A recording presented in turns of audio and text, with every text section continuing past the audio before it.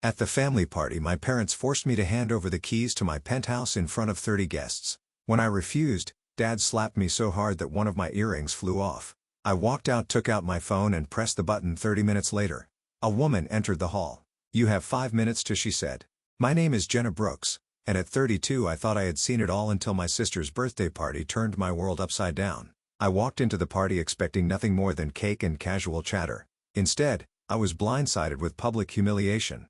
Right in front of 30 guests, my father stood up, microphone in hand, and demanded that I hand over the keys to my $3 million penthouse, the home I had worked tirelessly to earn as a birthday gift for my unemployed sister. "It's only fair," he said, his voice dripping with false concern.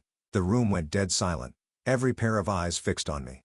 My heart pounded as I refused. That's when he snapped. His hand struck across my face, the slap so hard that one of my earrings flew across the floor. Gasps echoed through the room. Someone had already raised their phone to record the scene. I didn't cry. I didn't scream. I calmly picked up my earring, gave my sister a cold smile, and walked out. In the hallway, I pulled out my phone and pressed a button. 30 minutes later, a woman stormed into the party. "You have 5 minutes. Or," she said, her voice like steel. The air grew heavy and everyone exchanged panicked glances, unsure of what would happen next. What came after? You wouldn't believe it. Before I share the rest of my story, tell me, what time is it right now and what city are you watching from? Drop your answer in the comments. I'd love to know where this story is reaching you.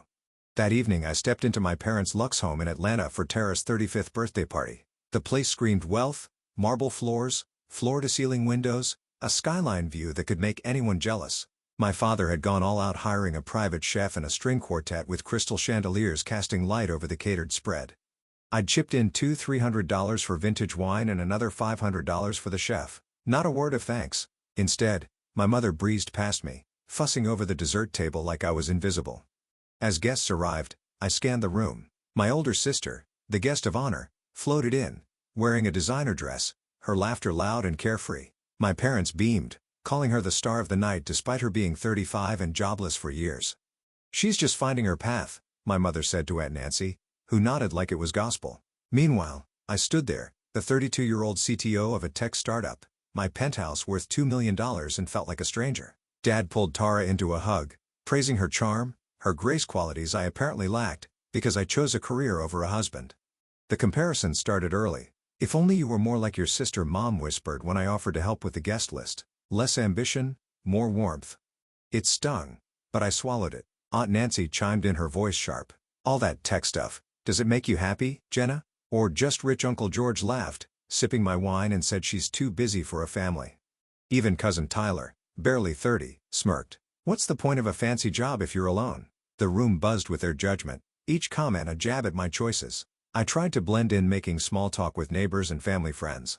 I smiled at their stories, nodded at their compliments for Tara's free spirit, but the air felt heavy, like I was on trial for daring to succeed. My parents didn't acknowledge my role in the party's budget, didn't mention my promotion last month, didn't care that I'd built a life from scratch. Tara, meanwhile, soaked up the praise, her fiancé Ethan by her side, both of them basking in the spotlight. I caught her eye once, hoping for a flicker of gratitude. She looked away. "You're welcome. For the wine," I said under my breath, knowing she wouldn't hear. I moved to the bar, pouring myself a glass of the wine I'd paid for. A family friend, Mrs. Larson, approached her, tone pitying. "You must be so proud of your sister," she said. "She's got such a bright future." I forced a smile, my fingers tight around the glass, proud of what Tara hadn't worked a day in years, living off my parents' handouts while I climbed corporate ladders. Yet here she was, the golden child, while I was the outcast for choosing a different path. My chest tightened, but I pushed the hurt down, refusing to let them see me crack. As the quartet played on, Dad raised a glass, toasting Tara's vibrant spirit. The guests clapped their cheers, echoing off the penthouse walls. I stood in the corner, my stomach twisting. I wanted to belong, to feel like part of this family. So I stayed, pasting on a smile, shaking hands, laughing at bad jokes. But deep down I knew this wasn't my place. The way they looked at me, like I was too much yet not enough, made that clear. I took a deep breath, straightened my shoulders, and decided to stick it out. For now. As the birthday cake was cut, my father stood up with a microphone.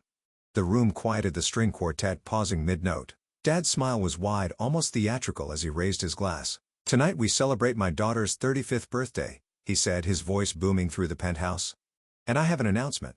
Jenna, our generous daughter, is gifting her penthouse to Tara to help her start anew." The words hit like a punch. 30 guests turned to me, their eyes expectant, some already clapping. My stomach churned. My penthouse $2 million earned through years of late nights and coding marathons was being offered up like a party favor. Tara, my older sister, gasped, pressing a hand to her chest. "Oh, Dad, really?" she said, her voice dripping with surprise. But I caught the flicker in her eyes, the way her lips twitched upward before the gasp. She knew this wasn't spontaneous. It was planned. I stood frozen, my wine glass cold in my hand as the room waited for my response. Dad kept talking, his tone patronizing. "Tara's been struggling jobless for a while now. It's only right for family to step up, right, Jenna?" The guests nodded, murmuring approval, their faces a mix of pity for Tara and expectation for me. My mother joined in, her voice soft but pointed. "Jenna, you've done so well for yourself. Sharing with your sister is the least you can do." Aunt Nancy, seated nearby, leaned forward. "It's a beautiful gesture," she said, her smile tight. "Don't be selfish, dear." Uncle George nodded, his voice gruff. "Family first, Jenna.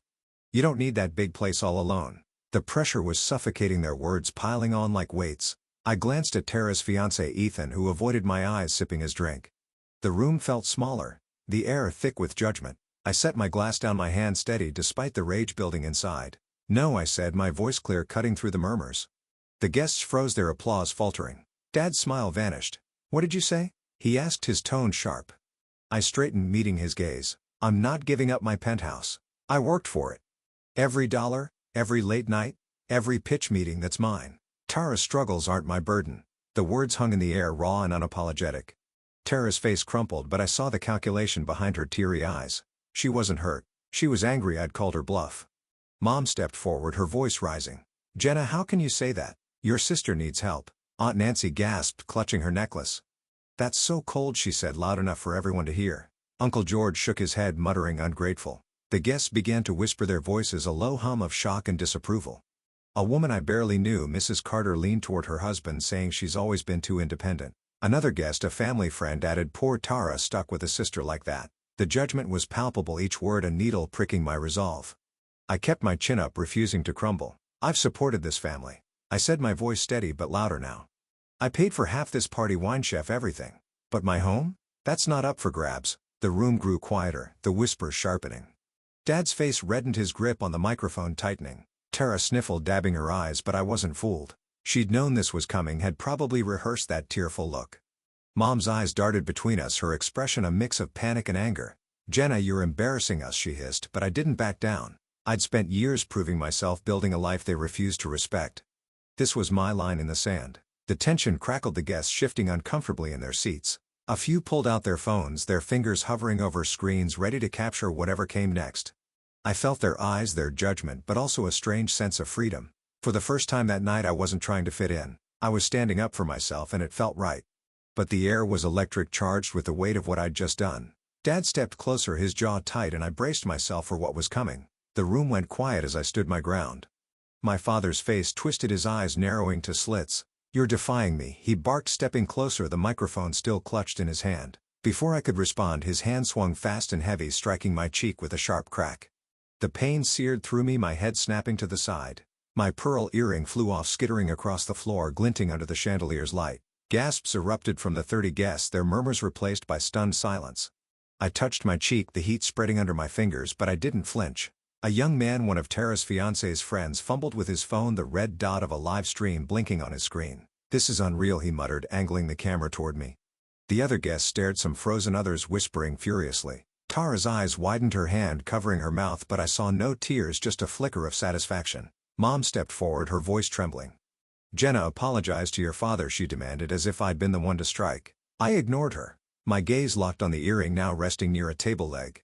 I bent down, my knees steady, and picked up the pearl, its smooth surface cool against my palm. Standing, I faced Tara, who stood beside Dad, her expression a mix of feigned shock and smugness. "Happy birthday, Tara," I said, my voice low but clear, each word deliberate. I slipped the earring into my pocket and turned toward the door.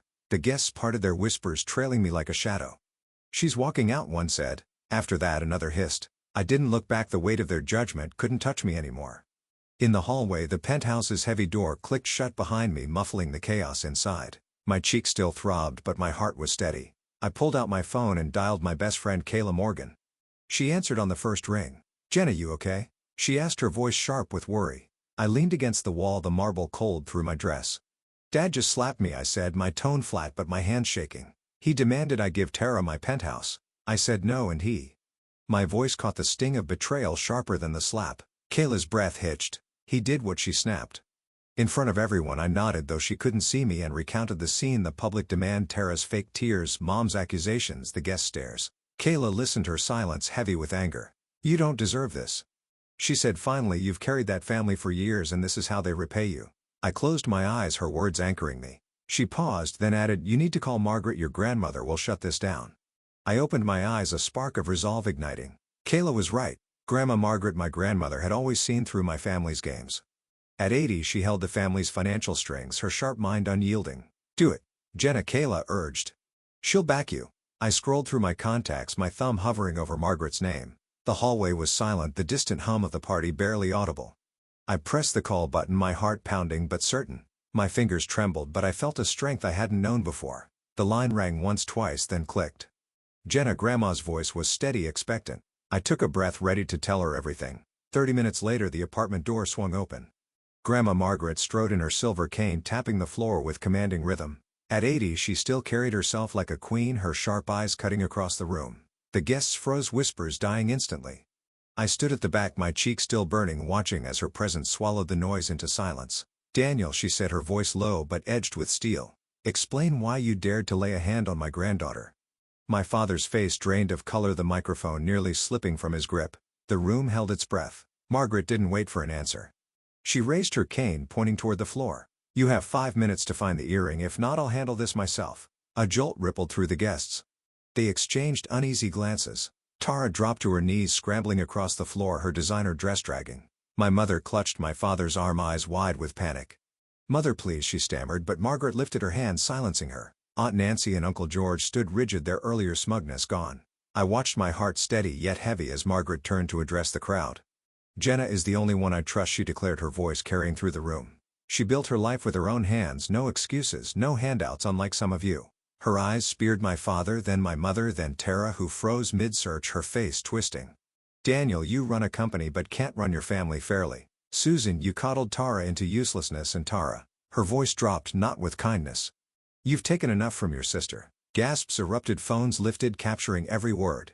Margaret stepped forward, her cane tapping rhythmically. I've made my decision, she announced, her gaze brushing mine. I am rewriting my will. Everything, my estate, my investments, my properties, will go to Jenna. Chaos broke loose. My mother let out a strangled cry, hands flying to her mouth. You can't, she screamed, her voice cracking. Tara collapsed into a chair, sobbing uncontrollably, her tears no longer calculated but desperate. My father stood rigid, jaw clenched tight, while Aunt Nancy whispered, "This is outrageous," to Uncle George, who nodded, pale as stone. The guests buzzed, shock rippling across the room. Mrs. Larson clutched her purse, muttering she's leaving it all to Jenna. Another guest, a colleague of Tara's, shook her head. Tara's finished now. The string quartet stood frozen, instruments silent. I stayed quiet, my hands clasped, absorbing the weight of Margaret's words. She wasn't only defending me, she was tearing down years of lies.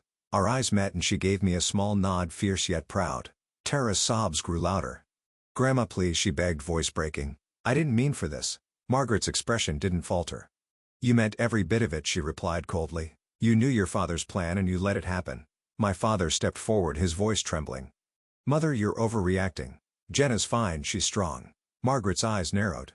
"Strong because she had to be," she snapped. "No thanks to you." My mother tried again, her tone pleading. "We're a family, Mother. Don't tear us apart." But Margaret turned away, her cane striking firmly as she walked toward me. The 5 minutes slipped by. The earring hidden in my pocket was never found. Margaret never asked. She knew. "This family has failed, Jenna," she declared, her voice echoing. "You've shamed her, used her, and even struck her. No more." Guests shifted uncomfortably, some averting their eyes, others still recording. The air grew thick, the glamour of the party shattered. I stood still, chest tight but resolve unshaken. Margaret's words were my shield. Her decision. My lifeline. The chaos. My mother's panic. Tara's tears. My father's silence felt distant, like a storm I no longer had to endure. That night in my own penthouse, my phone wouldn't stop buzzing. Notifications flooded my screen. The live stream from Tara's party going viral. Comments poured in, condemning my father's actions and questioning the Carter family's morals. "Disgusting behavior," one user wrote. "Jenna deserves better," another posted. The video had racked up thousands of views, each share amplifying the public's outrage. I sat on my couch, the city skyline glowing through my windows, and scrolled through the posts, my chest tight with a mix of vindication and exhaustion. My phone pinged again, a message from a mutual friend. Ethan's family was reconsidering the wedding shaken by the scandal. They're worried about Tara's baggage, the message read. The drama's too much. I set the phone down, my mind racing.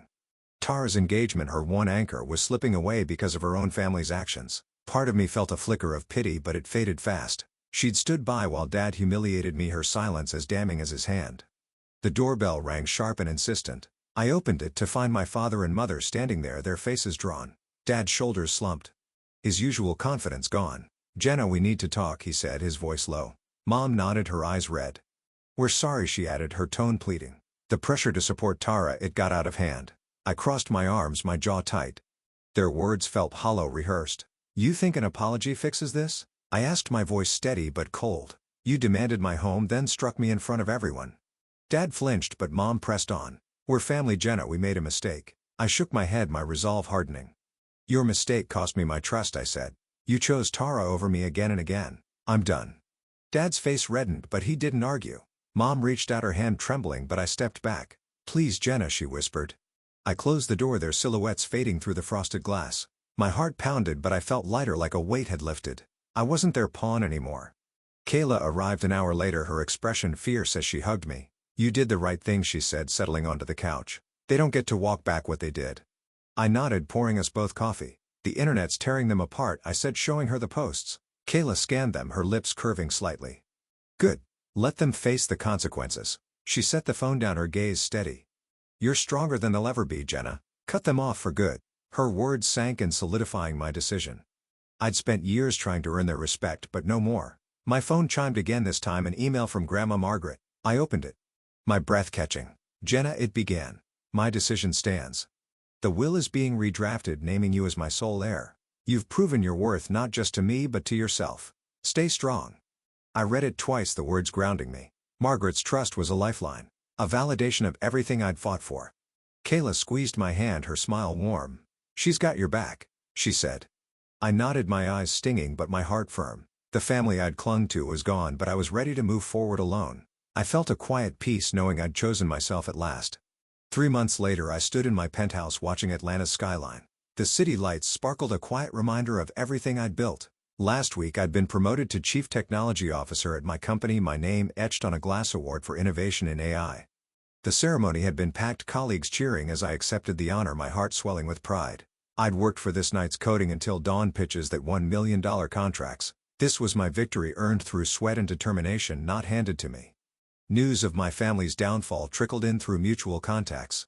Tara's engagement had collapsed. Ethan and his family walked away, unwilling to tie themselves to her tarnished reputation. The viral livestream had painted the Carters as toxic, and the city's elite shunned my father's business dealings, faltered clients pulling back after his public disgrace. My mother's social circle dwindled, her charity events now sparsely attended. I felt no joy in their ruin, only a quiet acceptance. Their choices had led them here, not mine. I'd severed all ties with them. No calls, no texts, no reconciliation. The night I'd shut the door on my parents' apology was the last I'd spoken to them. Their betrayal demanding my home, siding with Tara. The sting of my father's hand had drawn a line I wouldn't cross again. My phone, once flooded with their messages, now stayed silent. I'd blocked their numbers, my resolve unshaken. The family I'd known was gone, replaced by a clarity I hadn't expected. Kayla had become my rock. We met weekly, her laughter filling my home as we planned trips or debated tech trends. My colleagues too had stepped up, inviting me to dinners and brainstorming sessions, their respect genuine. One evening my teammate Sarah had raised a glass, saying to Jenna, who proves hard work pays off. I'd smiled, the warmth of their support wrapping around me like a shield. These were my people now, the ones who saw my worth without strings attached. Grandma Margaret remained my fiercest ally. She'd finalized the transfer of her estate, properties, investments, everything to me. Over lunch at her favorite cafe, she'd handed me the legal papers, her eyes gleaming. "You're the only one I trust," she said, her voice firm. "You've got my spirit, Jenna." I'd hugged her, my throat tight, knowing her faith in me was worth more than any fortune. She called often, sharing stories of her youth, her wisdom grounding me as I navigated my new role. Looking out at the skyline, I thought about the lessons carved into me. Personal boundaries were sacred, a line no one, not even family, could cross without consequence. I'd learned to guard my space, my achievements, my heart. True family wasn't defined by blood but by respect, by those who lifted you up instead of tearing you down.